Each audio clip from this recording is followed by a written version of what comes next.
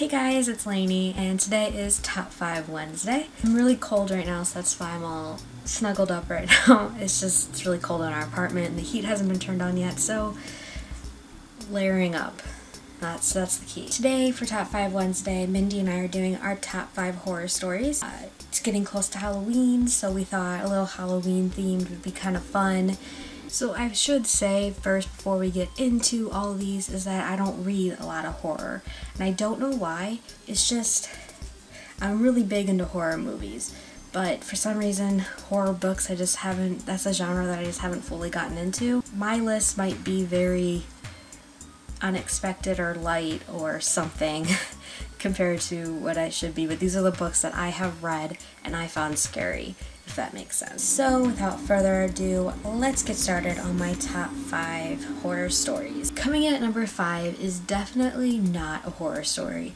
However, my 11-year-old self told me I had to put this one in my top 5 because when I was 11 and I read it, it scared me. And that is Harry Potter and the Chamber of Secrets. Now, I think I was like 10 or 11 when I was reading this book, and I read through it fairly quickly for being 10 or 11, and it just, when you think about it, it's really scary with these kids turning, getting petrified, going out after dark in the hallways, and just, what did it for me was when I was reading it late at night, I thought, I'm going to finish this book. I'm going to finish it. I'm almost, until Harry went into the chamber, and between Tom Riddle and the basilisk, I got too scared and I had to put it away. So couldn't finish it until the next day when it was broad daylight.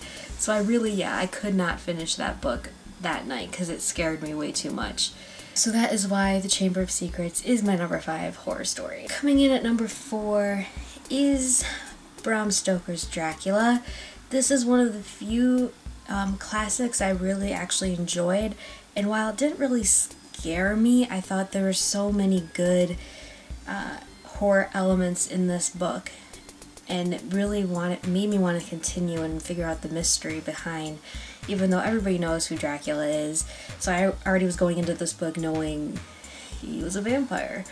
So, but other than that, I mean, it's a really good, horror story, suspenseful, keeps you guessing, makes you think, good scenes, so that's why it's number 4. Coming in at number 3 isn't really an actual fiction book, it is some non-fiction, and I'm going to just lump all of these together. However, I only have one of them with me here at my apartment, and it is the Weird USA series. I have Las Vegas with me. I know I've mentioned this before, but I have like Illinois, I have Florida, New York, Wisconsin. The Illinois one really freaked me out, so I would have to say that one, even though I don't have it with me, it's at home. They're just stories, ghost stories, murder mysteries, just like really creepy things.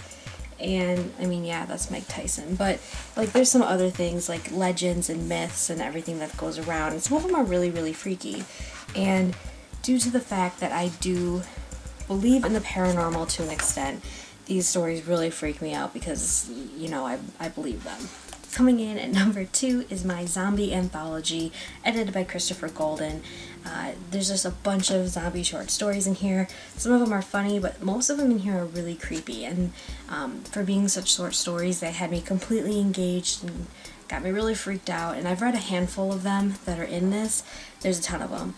And some of them are really, really scary and really gross. And yeah, so that's why this was number 2. And at number 1 is books I do not have with me, but I remember reading them, and that is The Scary Stories.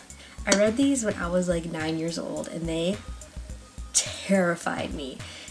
Between the combination of the illustrations and the stories, it was really, really creepy, and I hope other people agree with me.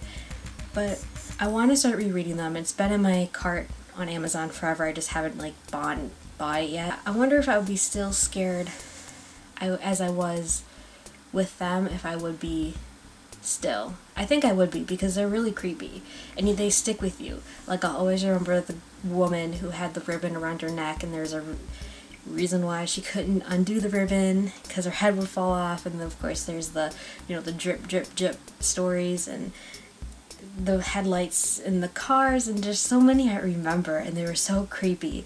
But yeah, those are my number one. So sorry if these were kind of disappointing and not really horror novels. I don't read a lot of horror novels. I know Mindy is a big horror buff, so you should check out her video for top 5 horror stories. I'm sure she'll have a lot of great ones. But that's it on my end. Go check out her video, and I will see you guys all later. Bye!